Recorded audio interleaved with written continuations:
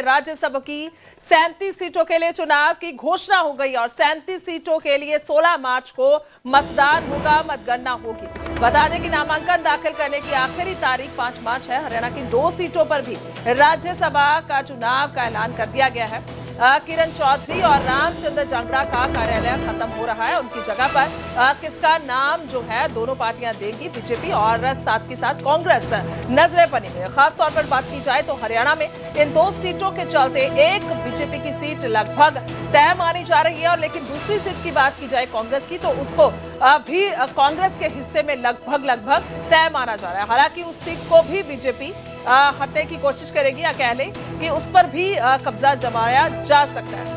और हरियाणा की बात की जाए तो 2 सीटों के लिए चुनावों का ऐलान हुआ है। नॉमिनेशन 26 से 5 मार्च और वोटिंग का दिन होगा 16 मार्च। रिजल्ट आएगा 16 मार्च को, और सभी 37 सीटों में से 2 सीटें हरियाणा की हैं जिसका हम जिक्र कर रहे हैं। बता दें कि अगर जरूरत पड़ती है तो सभी सीटों पर वोटिंग होगी, नहीं तो सहमति भी बन सकती है। तो 26 से 5 मार्च तक नॉमिनेशन होंगे, वोटिंग होगी, रिजल्ट होगा 16 मार्च को। और अंकित दुदानी में से फोन लाइन पे है। अंकित, क्या कुछ पूरी और जानकारी, अपडेट, क्योंकि सियासत में एक बड़ा चुनाव। बिल्कुल, 2 राज्यसभा की सीटें जो खाली हो रही हैं और उसको लेकर के ये चुनाव हो रहा है। और 2 जो सीटें खाली हो रही हैं उसमें किरण चौधरी का नाम है, उसमें रामचंद्र जांगड़ा का नाम है। दोनों सीटें उनके कार्यकाल पूरा होने से खाली हो रही हैं। और अब शेड्यूल जारी हो गया है राज्यसभा का, तो कहीं ना कहीं गहमा गहमी पहले से भी जारी है, लेकिन अब कुछ ज्यादा ही शुरू हो जाएगी, क्योंकि जो दावेदार हैं, जो लॉबिंग कर रहे हैं, वो काफी सक्रिय रूप से लॉबिंग करते हुए नजर आएंगे। बात की जाए कैलकुलेशन की विधायकों के, तो उसमें एक सीट भारतीय जनता पार्टी को जानी तय है, क्योंकि भारतीय जनता पार्टी के 48 विधायक है। 3 निर्दलीय विधायक ऐसे हैं जिन्होंने भारतीय जनता पार्टी को अपना समर्थन दे रखा है। वो चाहे देवेंद्र कात्यान हो, वो चाहे बहादुरगढ़ के विधायक राजेश हो, या फिर जो हिसार की विधायक सावित्री जिंदल हो, उन्होंने जो अपना समर्थन दे रखा है वो भारतीय जनता पार्टी को दे रखा है। तो एक सीट जानी भारतीय जनता पार्टी के कोटे में तय है। वहीं दूसरी सीट की जहां तक बात है तो वो कांग्रेस के खाते में जाती हुई दिख रही है। लेकिन अगर कांग्रेस में, जैसे कि पहले भी देखने में आता रहा है कि क्रॉस वोटिंग हो जाती है और इस वजह से कांग्रेस सीट गंवा देती है। वो चाहे जब सुभाष चंद्रा का चुनाव हुआ था तो उस समय भी केंद्र से जब प्रत्याशी बनाया गया तो उस समय भी क्रॉस वोटिंग हो गई और सीट चली गई। वहीं कार्तिकेय शर्मा का जब चुनाव हुआ तो उस समय भी अजय माकन को कैंडिडेट बनाया गया, तो उस समय भी वो सीट हार गए थे। तो अभी भी कांग्रेस में ये जो संभावना बनी रहती है कि क्रॉस वोटिंग हो जाएगी, तो उसकी वजह से, और दिलचस्प जब हो जाएगा चुनाव, अगर बीजेपी दूसरा अपना कैंडिडेट उतारती है, या तो कोई सामाजिक व्यक्ति को उतारती है या पार्टी के ही किसी व्यक्ति को उतारती है, तो फिर चुनाव की नौबत आएगी और चुनाव जो है 16 मार्च को होगा। अदरवाइज अगर दोनों एक ही कैंडिडेट उतारते हैं तो नॉमिनेशन वाले दिन, जब नॉमिनेशन की तारीख खत्म हो जाएगी, तभी कहीं उनका निर्वाचन जो है वो तय हो जाएगा कि वो निर्वाचित घोषित कर दिए जाएंगे। तो अब देखना होगा, क्योंकि दिलचस्प हो चुका है चुनाव। और बीजेपी के अंदर लॉबिंग की बात करें तो कुलदीप बिश्नोई लगातार लॉबिंग कर रहे हैं, वो क्योंकि उनके बेटे भव्य बिश्नोई। जी ठीक है, बिल्कुल। और चर्चा बहुत बड़ी हो सकती है इस पर, और लगातार नजरें बनी रहेंगी। बहुत बहुत शुक्रिया अंकित, तमाम जानकारी के लिए धन्यवाद।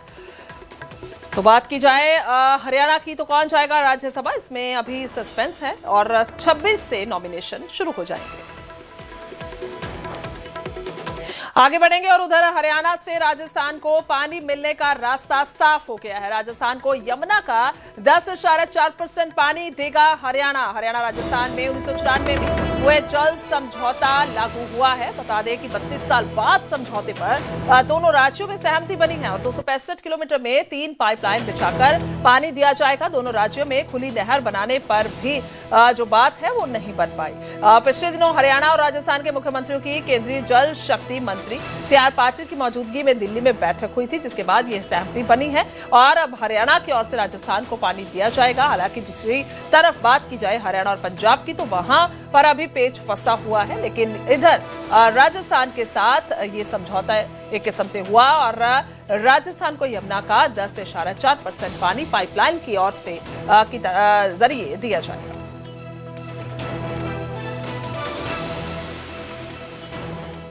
उधर बीजेपी विधायक सतपाल जांबा का बयान आया है, हमारी पार्टी में सभी दूध के धुले नहीं हैं। बड़ा बयान दिया उन्होंने। और दूसरी पार्टियों में कई बहुत गंदे लोग आए हैं, दूसरी पार्टियों से कई बहुत गंदे लोग आए हैं। उन्होंने कहा अगले 5 साल मतलब निकालेंगे फिर भाग जाएंगे। ऐसे लोग किसी के नहीं, सिर्फ मतलब के होते हैं। कैथल के पुंडरी से बीजेपी विधायक हैं सतपाल जांबा। आपको बता दें, बताया जा रहा है कि यह वीडियो पुंडरी के सार्वजनिक कार्यक्रम था जिसकी है, और 16 फरवरी को विधायक नगरपालिका कार्यालय में अधिकारियों से बैठक करने के लिए पहुंचे थे। इस दौरान लोगों ने भ्रष्टाचार को लेकर शिकायत की, जिसके बाद विधायक ने माइक लेकर खरी खरी बातें कही। और कुल मिलाकर ये बयान अपने आप में बड़ा है। पहले बयान सुनते हैं। पार्टी में सारे दूध के दूल्हे हुए हैं। ऐसे ऐसे लोग, गंदे लोग आए हुए हैं, दूसरी पार्टी छोड़ के मेरी पार्टी में घुसे हैं, अपने मतलब से आए हुए हैं कि भाई अगले 5 साल मतलब अपने मतलब निकालेंगे। अब जैसे भी कोई कुछ सिस्टम होगा भाग जाएंगे। ऐसे मतलब के होते हैं, ना तेरे ना मेरे ना पार्टी के, ये सिर्फ मतलब के होते हैं। और ऐसे इंसानों से हमें बचना। ऐसा कुछ नहीं कि मेरी पार्टी में सारे दूध के दूल्हे हुए हैं। ऐसे ऐसे लोग, गंदे लोग आए हुए हैं, दूसरी पार्टी छोड़ के मेरी पार्टी में घुसे हैं, अपने मतलब से आए हुए हैं कि भाई अगले 5 साल मतलब अपने मतलब निकालेंगे। अब जैसे भी कोई कुछ सिस्टम होगा भाग जाएंगे। ऐसे मतलब के होते हैं, ना तेरे ना मेरे ना पार्टी के, ये सिर्फ मतलब के होते हैं। और ऐसे इंसान। हालांकि विधायक साहब की बात की जाए तो उन्होंने किसी का नाम नहीं लिया है, और लेकिन बहुत बड़े चेहरे हैं। अगर हम जिक्र करें किरण चौधरी का, हम जिक्र करें तो वो कांग्रेस पार्टी छोड़कर बीजेपी में है और इस समय मौजूदा राज्यसभा सांसद हैं। इसके अलावा कुलदीप बिश्नोई और भी कई चेहरे ऐसे जिन्होंने पार्टी ज्वाइन की बीजेपी, और बहुत बड़े चेहरे जिनका नाम कांग्रेस के नाम से जाना जाता था कभी, लेकिन अभी की बात की जाए तो वो बीजेपी में। और इसके अलावा भी कई ऐसे चेहरे, हालांकि पूरे भारत की बात की जाए, लेकिन अभी बीजेपी विधायक सतपाल जांबा के हम बयान का जिक्र कर रहे हैं जो हरियाणा से आते हैं। वीरेंद्र पुरी मेरे संवाददाता फोन लाइन पे हैं। वीरेंद्र, क्या कुछ समझा जाए? हालांकि विधायक साहब ने किसी का नाम तो नहीं लिया, लेकिन सीधे तौर पर बड़े जो लीडर हैं जो किसी और पार्टी से बीजेपी में आए उन पर निशाना साधा। सतपाल जांबा का ये पहली बार नहीं है कि वो विवादों में रहे। इससे पहले भी उनके दो बयान वायरल हुए थे, जिनमें एक फल गांव की सरपंच को लेकर भी वो इस तरह से बोलते नजर आए थे, महिला सरपंच को लेकर आपत्तिजनक टिप्पणी करते नजर आए थे। इसके अलावा एक बार सुशासन दिवस पर भी उन्होंने ऐसे ही बीजेपी की में भ्रष्टाचार की बात की थी। सुशासन दिवस पर ही भ्रष्टाचार की बात की थी, लेकिन अब भी उन्होंने एक इस तरह का बयान दिया है कि भाजपा पार्टी में रहते हुए भाजपा के खिलाफ ही बोले हैं, क्योंकि उन्होंने यहां तक कह दिया कि भाजपा में वो लोग, भाजपा में जो लोग आते हैं वो दूध के धुले नहीं है। कहीं ना कहीं इशारा वो भाजपा में जो नई ज्वाइनिंग हुई है या फिर भाजपा के कई जो लीडर हैं इनके खिलाफ हैं, उसको लेकर इन्होंने बयान दिया है। लेकिन भाजपा पार्टी इन पर क्या एक्शन लेती है, क्या कहती है, ये देखने वाली बात होगी। ठीक है, बिल्कुल। बहुत बहुत शुक्रिया वीरेंद्र तमाम जानकारी के लिए। और ये पहली दफा नहीं है जब इस तरीके का बयान जो विधायक साहब की ओर से, सतपाल जांबा की ओर से दिया गया। इससे पहले भी वो विवादों में रहे।